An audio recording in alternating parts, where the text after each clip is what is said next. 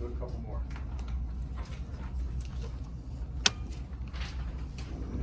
B.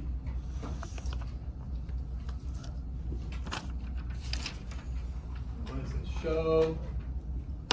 Limits do not exist. Part A.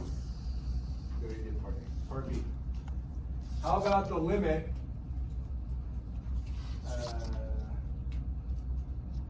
The limit as xy approaches the origin 0, 0 of xy over x squared plus y squared. I think in the first example, we approached along the x-axis and we got 1, and we approached along the y-axis and we got -1. And we didn't get the same, I got 2 different limits along 2 different paths, so therefore the limit does not exist. Agreed? Well, here, if you try to do the same thing, let's first approach along the x-axis. If I approach along the x-axis, then that would mean y now becomes a function of x0, right? If I'm on the y-axis, the y-coordinate is 0. Well, that ends up being the function 0 over x squared. Well, as x approaches 0,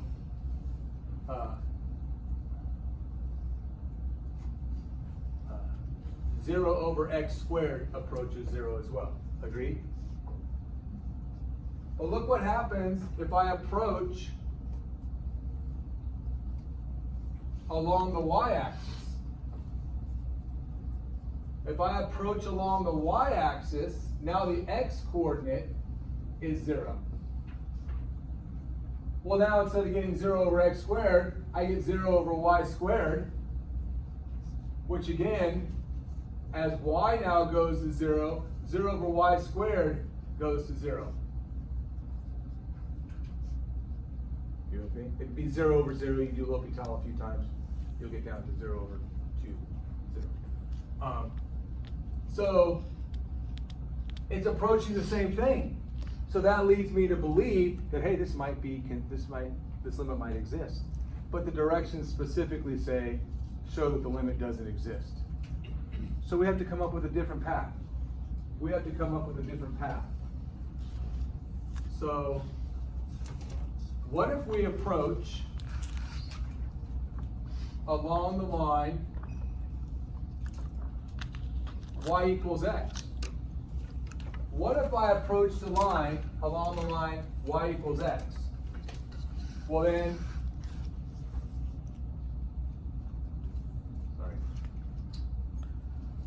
then z becomes a function of xx, which equals what? X squared over 2x squared? If I'm approaching along the line y equals x, I can replace the y with the x. X times x is x squared. X squared plus x squared is 2x squared. And then what? As x approaches 0, x squared over 2x squared is going to approach 1/2. Now you know that A, because they're the same degrees, it's going to be the leading coefficients, or do L'Hopital 2 or 3 times to get to it. You're going to end up with 2x over 4x, 2 over 4, 1/2, whatever. But here you go. You found it. You found along the path y. So think about it. We're approaching the origin, 0, 0. We can approach it from infinitely different directions. We can approach it along a horizontal line, along a vertical line. This happened to be an oblique line. I can approach it along y equals x squared, along a parabola. That goes through the origin. You know, there's infinitely many choices that I can try to figure out. So we would say, since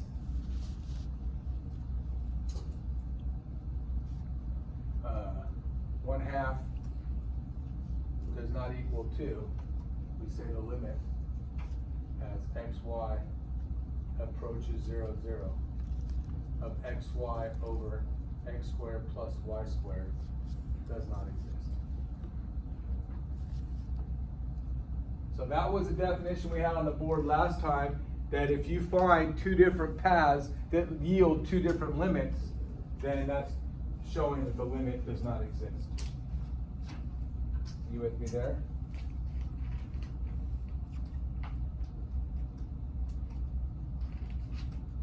Okay. Let's try one more. C.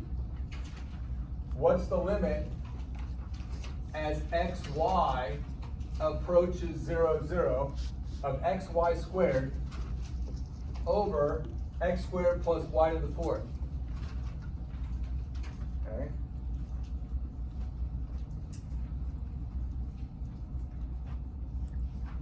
Let's start where we thought. Let's approach along the y-axis. Approach along the y-axis. Well then, z equals f of x0. If I'm going along the y-axis, silly rabbit, if I'm going along the y-axis, the x-coordinate is going to be 0. Do you agree? So what would I get? What would I get?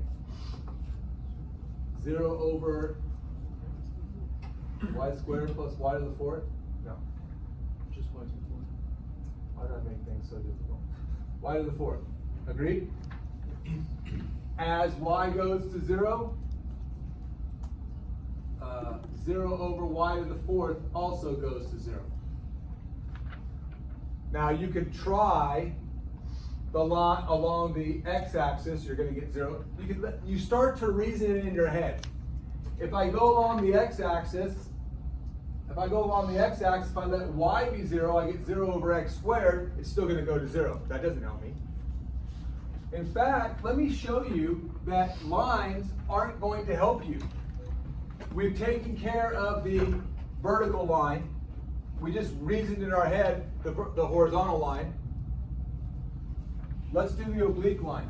Let's say approach along the line y equals mx. Do you agree the y equals mx will always go through the origin but have infinitely different slopes? Do you agree? Okay, but every line going through the origin will be able to form y equals mx. Okay. Well, then what do I get? X and mx.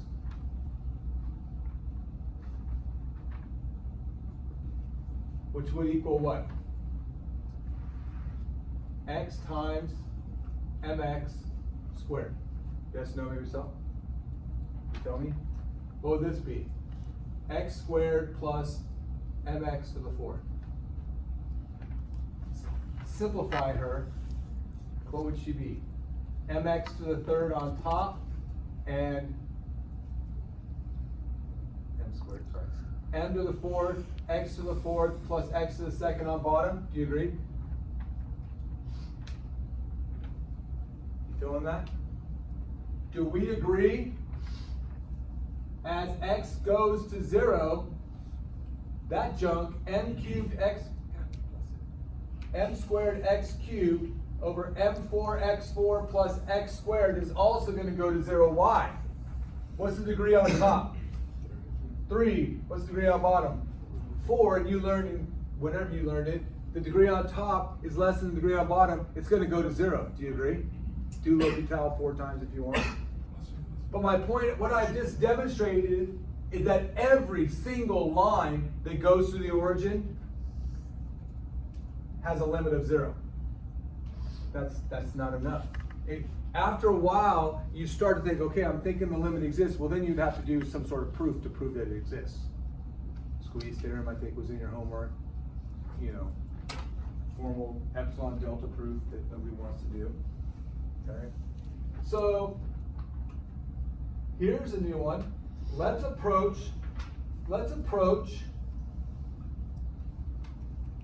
along the curve x equals y squared. Aha! X equals y squared is a parabola opening sideways, but it definitely goes through the origin. Do you agree? It definitely goes through. So let's approach the origin on that curve. Well then, z equals some function of x and y squared. No. Y squared. Yep. That, not very good. Spring training. Spring training, okay. Y squared and y. Well, what would that be? Y squared times y squared would be y to the fourth. Y squared squared would be y to the fourth plus y to the fourth. That would be y to the fourth over 2y to the fourth. As y approaches 0, y to the fourth over 2y to the fourth is going to approach 1/2. I have found it. I found another path that I can travel along where the limit is different. Now you say, well, God, that's a lot to have to remember. We're not going to be like crazy. We're not going to make you think of some obscure function, right? Okay, we're just showing you. So since 1/2 does not equal 0, the limit as xy approaches 0, 0 of xy squared over x squared plus y to the fourth does not exist. Do you get the idea? Question. So if the limit does exist for a certain function, does that mean you could put any, like? Then any, so, you know, it would require proof. You would have to show for any path that it works, whether it be. You can't like infinitely test. Well, I mean, there's no, the whole point is there's no end to infinite. Right? I can test one function every second the rest of my life. Hopefully that's a long time. But when I die, I wouldn't even be near all the infinite many possibilities. So after exhausting some possibilities and you start to think, you know what, I think this limit exists. Well, in the homework, what did the directions say?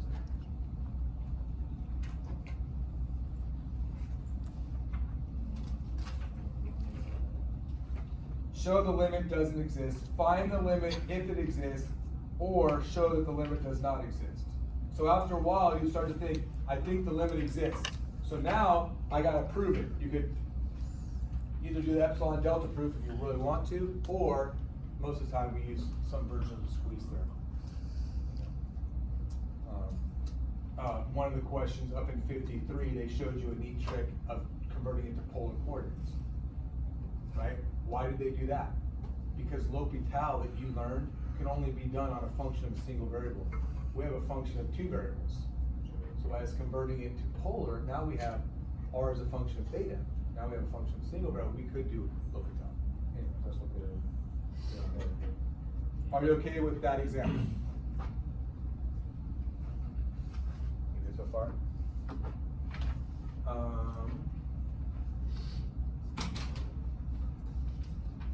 Let me finish with this, but I think there was one question in your homework dealing with this.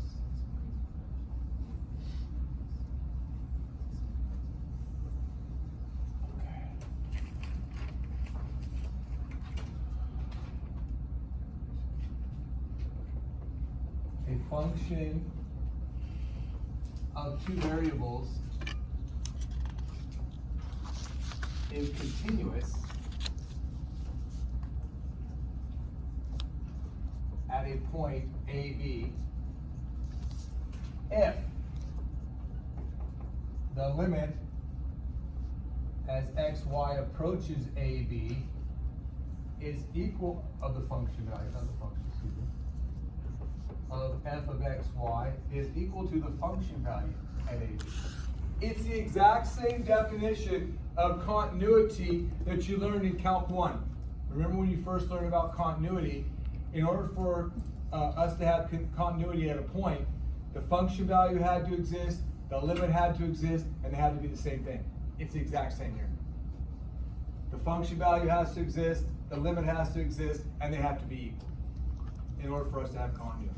Now, You say, why are we talking about this? Because remember, in order for for the function to be differentiable, in order for differentiability, we needed to have continuity.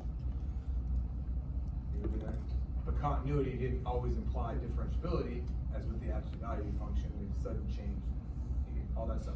All that stuff is applicable to functions of higher order. Okay, you with me? And same thing, star. F, function f is continuous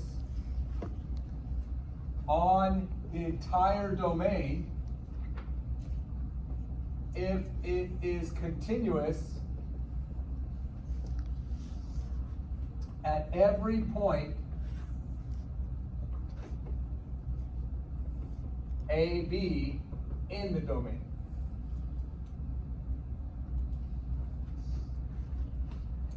So same as the definition of continuity in single variable calculus, we were continuous over the entire interval, over the domain. It was continuous at every point within the domain.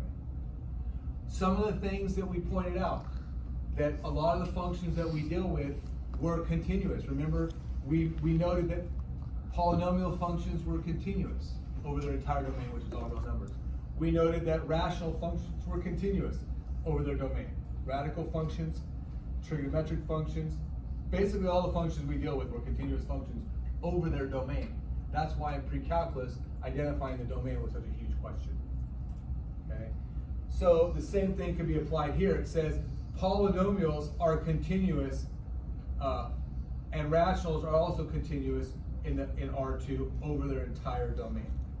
Knowing that, there was a question or two in your homework that I would never ask on a test or a quiz. Okay. Example, find the limits. Find the limits. For example, the limit as xy approaches 3, 2 of x squared y cubed minus 4y squared. This is a polynomial function of two variables. It's continuous over the domain. Well, the domain is all real numbers. This is always continuous. So I can find this limit by direct substitution. This limit is equal to 3 squared, 2 cubed, minus 4 times 2 squared. Okay. Which is equals what? 9 times 72 minus 16, 56, something like that, 56. Likewise, remember this stuff? Maybe this brings back good memories. Limit as xy approaches to negative 1 of x squared y plus xy squared over x squared minus y squared. Well, the domain is all real numbers except for what? X can't equal plus or minus y. Agreed? And or y can't equal plus or minus x. But we don't have that case here. We don't have where x equals plus or minus y.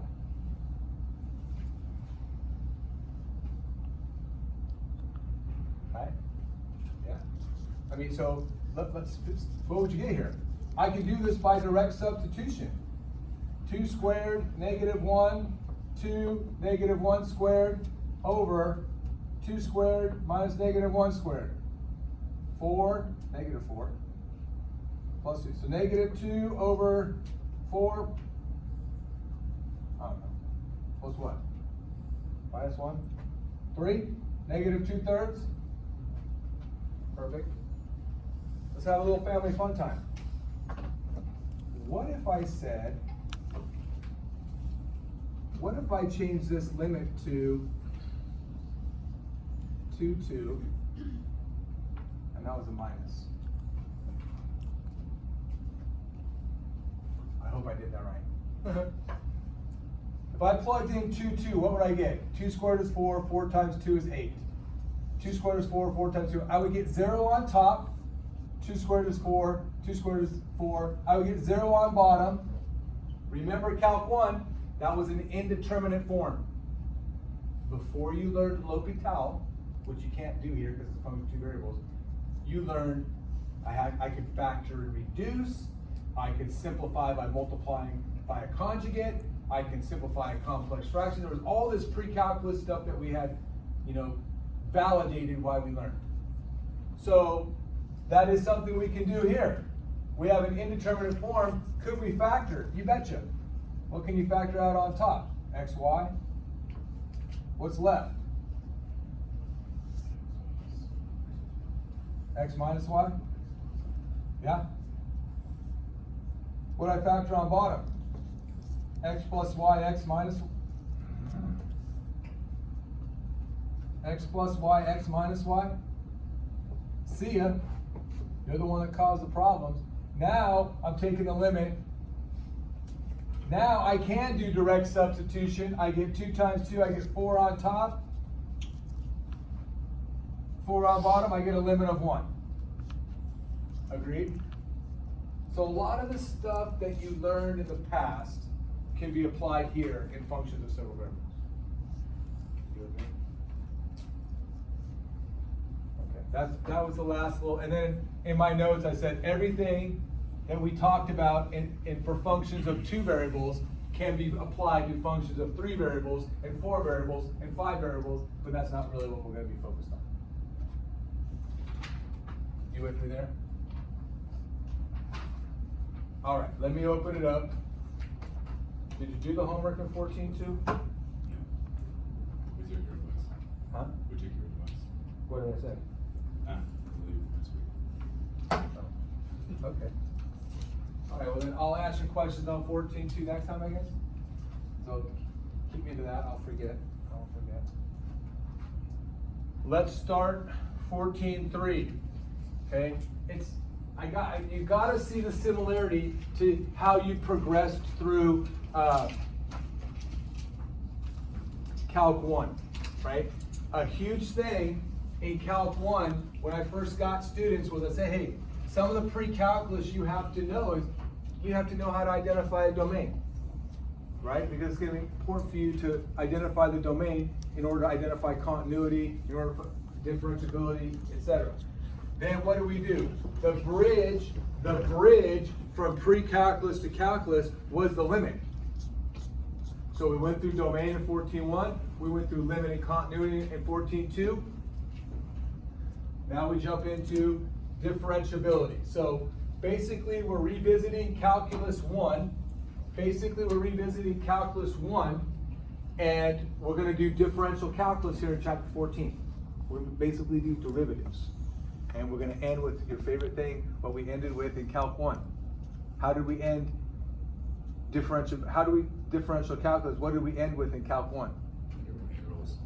No, that's integral calculus. Differential derivatives. Before we went to integral land, what was the very last thing that you did and you probably didn't like? They're called optimization problems, right?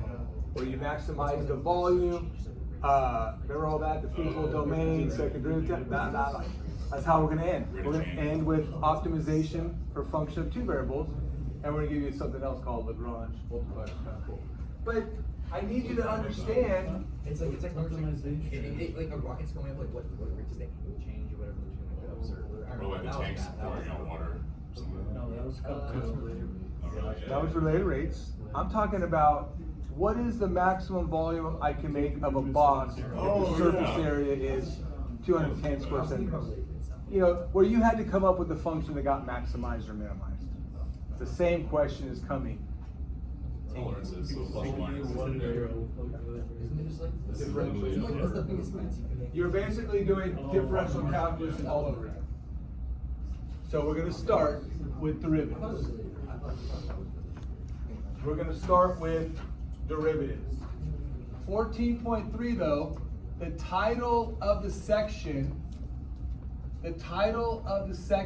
is partial derivatives. Okay? And it'll make more sense when we get into the notation that you were exposed to in one, but I don't want to get too far ahead of myself. Okay, I just want you to really understand that the stuff you're studying right now is an extension of what you already studied. Okay? All right. Let's suppose we're given, consider, we're given a function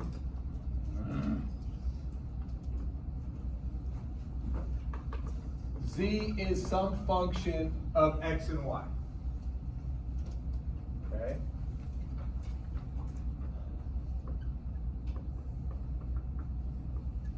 Suppose we keep y fixed. Let's suppose y equals some, we're going to keep y to be a fixed amount. Let's just say y equals 3. Or let's say y is always going to be -5. We're going to fix y to be a certain amount. We'll call it b. Okay? Then z is now a function of just x. If I fix y to be a specific number, now the only thing that can vary is x. And so now z is no longer a function of two variables, z is a function of a single variable.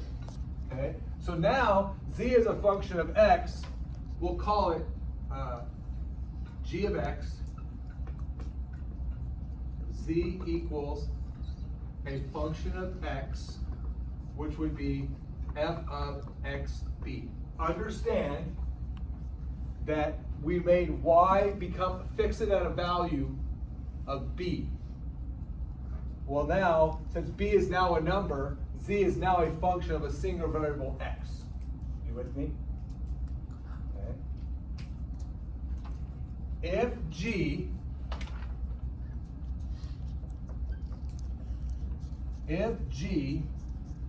has a derivative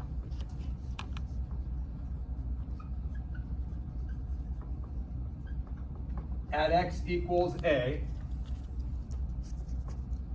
then it is called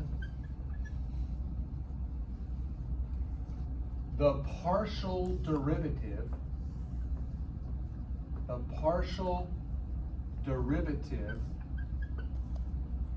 of f with respect to x at the point AB. The partial derivative of f with respect to x at the point AB. So we would write here g prime of a equals fx of AB. I'll let you catch up to the notation. Okay.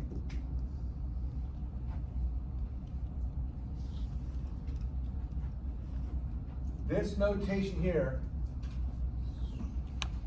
remember in Calc 1 when we had f of x equaled x squared, we use notation like f prime of x equals 2x. Yes. Right? Okay. We can't just simply write f prime because we're taking the derivative either with respect to x or with respect to y. If we have a function of 3 variables, we can take the derivative with respect to z, it's yada, yada, yada. So we can't just have this little tick notation, who I think Newton used. So what we do here is we take the function and we give a little subscript. The little subscript x means we're taking the derivative with respect to x. Okay? We're taking the derivative with respect to x at the point AB. Understand, b was the fixed value. B was the fixed value. X can vary, and we're trying to find the derivative specifically at x equals a. And is it, outside of the context of this chapter, is it known or implied that if you write f sub x, you're deriving in terms of x, or do you have to add the g prime of it? No. I would no. Typically, all you're going to see is this, f with a subscript. If I have a function of 2 variables, and I'm saying find the derivative with respect to x at the point AB, which means B was held fixed, x can vary, can be anything within its domain. We chose specifically at A. Okay? So,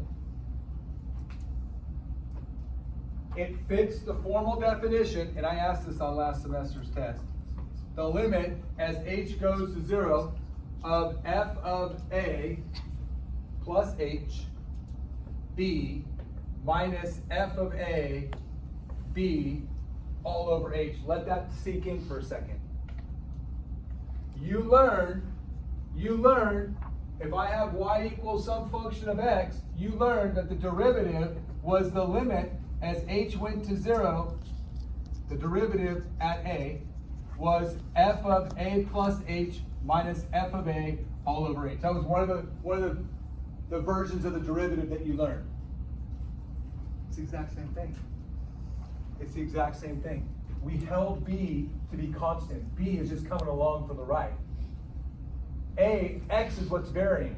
So it's f of A plus h, B, minus f of A, B, all over. It's the same definition. Do you agree? So are you treating it as a constant? It is. That's what we mean when we keep it fixed. We're letting y be some constant. So B is any arbitrary constant. So just like you would get rid of a 1 in a derivative, you'd get rid of whatever B equals. Yeah. Really nice. Okay. It's a you would treat it as a. I like the word you said previously. You would treat it as a constant because a constant multiplies out, right? I know that's easy. This is easy for you guys, but it wasn't in Calc 1. Okay. When I asked you to find the derivative, we taught you that the constant came along. We could just take the derivative, and then we got 6x. Obviously, you guys know, right? Well, when I have y equals a function of two variables, and maybe it's x squared y, and I say, let's take the derivative with respect to x, that means we're treating y as a constant. This y is going to come along just like the 3 came along. So the derivative of x squared is 2x, y comes along. Now, where students at your level, sometimes some of the problems I see from students at your level is the last time you saw both x and y involved, you did what was called implicit differentiation. Because you were assuming y was a function of x. We're not assuming that yet. Okay? We're saying z is a function of these two variables. If I want the derivative with respect to x, I'm treating y as a constant. I just bring him along through the problem. So the word you used, constant, was beautiful. Okay? Similarly,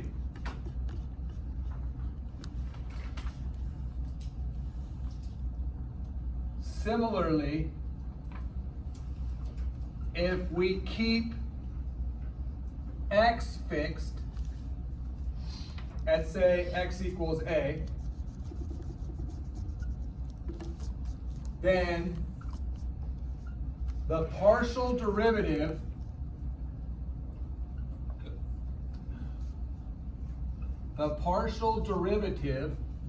of f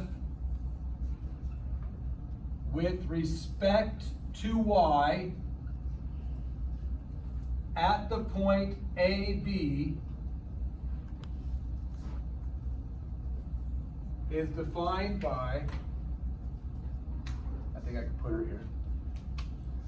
The partial derivative of f with respect to y at the point AB is the limit as h goes to 0. Remember, a is now the constant. F of a, b plus h, minus f of a, b, all over h. So, if I'm asking you to find the partial derivative of f with respect to y, I'm treating a as a constant, he comes along. That means b can vary. So, the partial derivative with respect to y, I do b plus h minus f of b, all over h. You with me there? Let's formalize this in the definition. formalize this in the definition. Okay. There, sorry. If f is a function of two variables,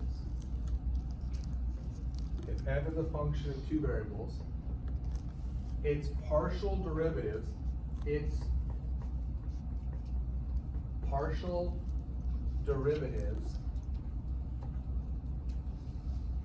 are the functions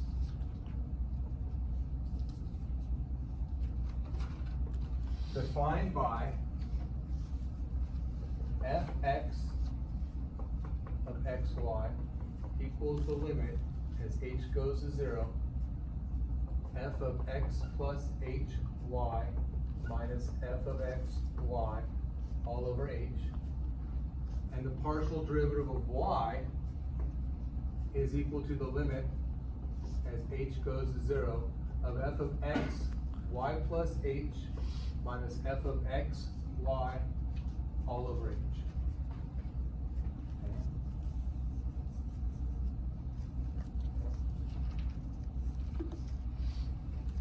So again, let's revisit our Calc 1 experience. When we first introduced you to the notion of a derivative, we did a derivative specifically at a point. We said, hey, let's find the derivative at, say, a equals 2. Let's find the derivative at, say, a equals 3.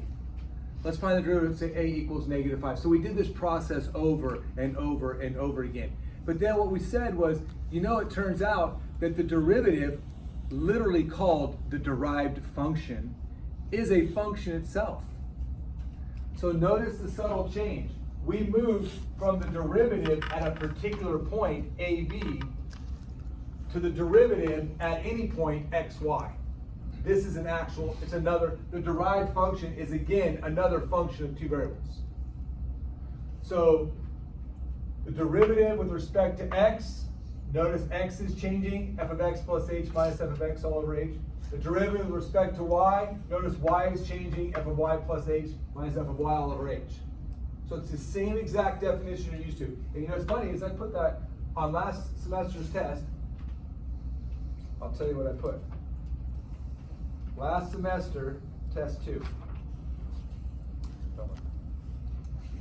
I said, hey, question 3 was, let f of xy be the function xy squared minus x cubed y. I said, use the definition of a partial derivative to find f of x. So basically, I wanted them to find the derivative the long way, like you learned in Calc 1, f of x plus h minus f of blah, blah, blah, blah.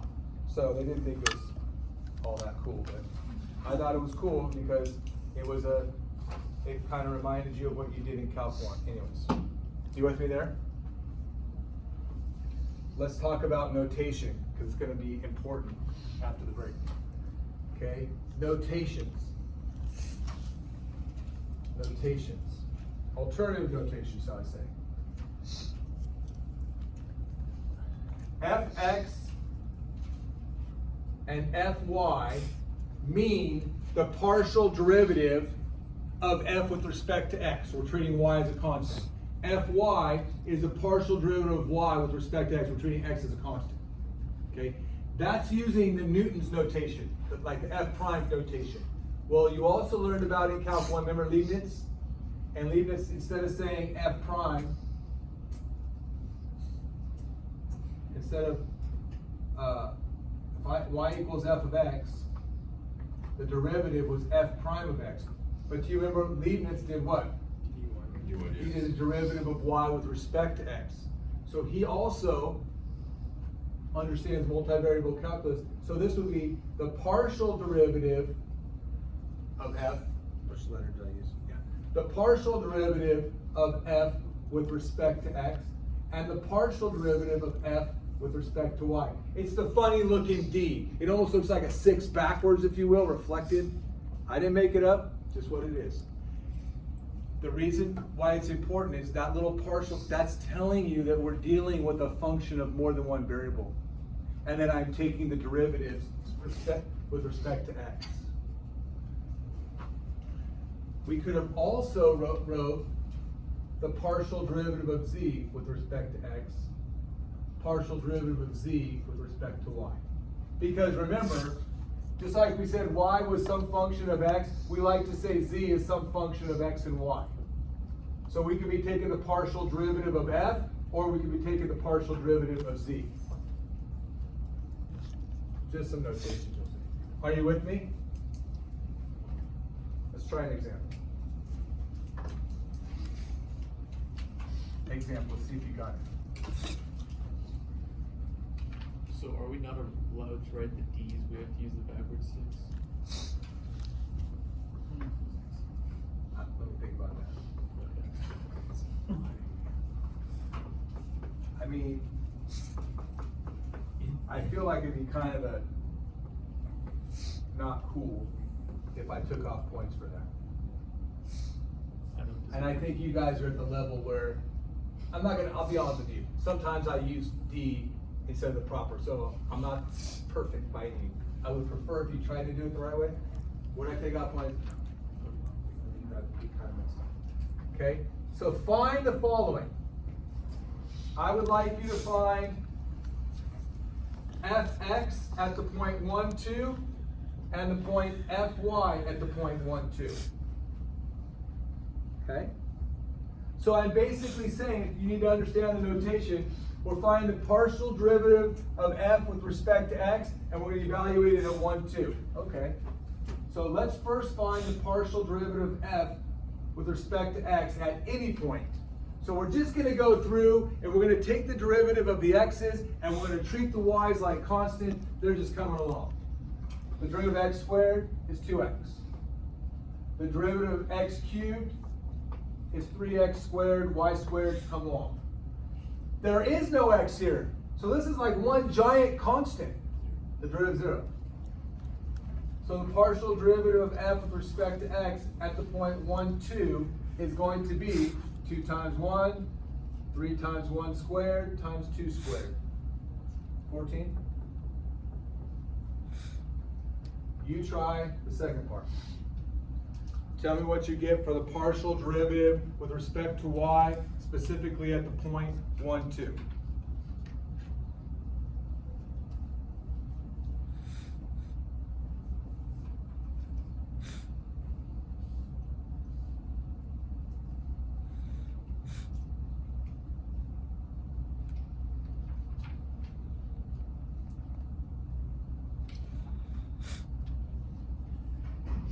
What do you get? Negative 20. Negative 20. Good. Partial derivative of y, of f with respect to y of xy, that's a constant. Here's 0. Derivative of y squared is 2y. The x cubed comes along. So 2x cubed y. Derivative of y cubed is 3y squared. The 2 comes along. Negative 6y squared. Find that derivative specifically at the point 1, 2 is 2, 1 cubed, 2 minus 6, 2 squared, sorry. 4 minus 24, negative 20. Good job. Well done. Do you understand, first of all, the mechanics? All we've talked about so far is mechanically how do we take the derivative. Are you okay? We'll pause there. We'll come back and we'll say, what are we doing geometrically, visually? What the heck is it we're doing? Okay, we'll wrap our mind around that. All right, so we'll start again at 2.